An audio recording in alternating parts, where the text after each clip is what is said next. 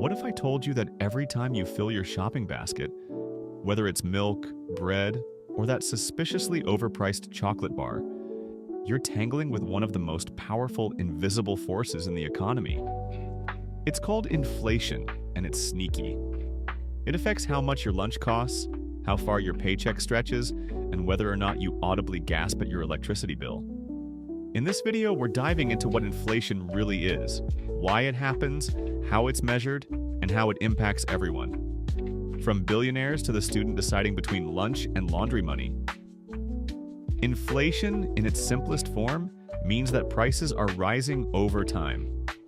If your sandwich cost £3 last year and now it's £3.50, that's inflation in action. But it's more than just numbers ticking upward. It's about your money buying less.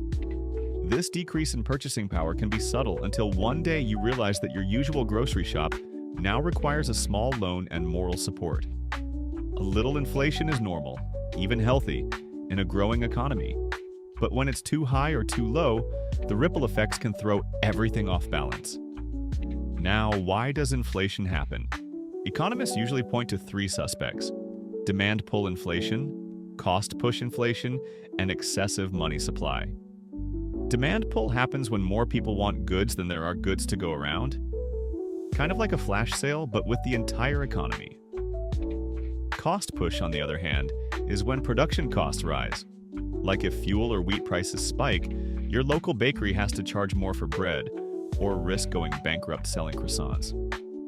Lastly, if a government releases too much money into the economy without matching production, prices rise because there's just more cash chasing the same amount of stuff. To keep tabs on this economic roller coaster, we use the Consumer Price Index, CPI. This handy tool tracks the price of a typical basket of everyday items: food, clothing, transport, housing, over time. If that basket cost £100 last year and now it's £105, then inflation is 5%. It's a simple metric with massive implications. Governments and central banks use it to make key decisions, particularly around interest rates. If inflation is rising too quickly, central banks, like the Bank of England, may raise interest rates to cool spending and encourage saving. If inflation's too low, they lower rates to get money flowing again. It's a delicate economic dance. Raise rates too high and you risk recession. Too low and prices spiral out of control. But what does all this mean for regular people? Inflation hits where it hurts: your wallet. If prices are rising but your income isn't, your standard of living takes a hit. Saving money becomes tricky too. Imagine earning 1% interest while inflation is at 4%. Your savings are actually shrinking in real terms. Oddly enough, inflation can benefit borrowers. If you locked in a low interest rate, you're repaying that loan with money that's worth a bit less. Businesses, meanwhile, face planning headaches, trying to forecast costs in an unpredictable pricing landscape. And inflation isn't fair. It doesn't hit everyone equally. People on fixed incomes like retirees often feel it the most. Sectors like food and energy usually get pricier faster than others, and that's why economists often look at core inflation, which strips out the wildest price swings to reveal the longer-term trend. To bring it down to earth, imagine you're a student buying lunch every day for £5. Over the year, that same meal creeps up to £6. That's just £1 more, but over a month it adds up. Now apply that squeeze to textbooks, rent, heating, transport. It's death by 1,000 price hikes.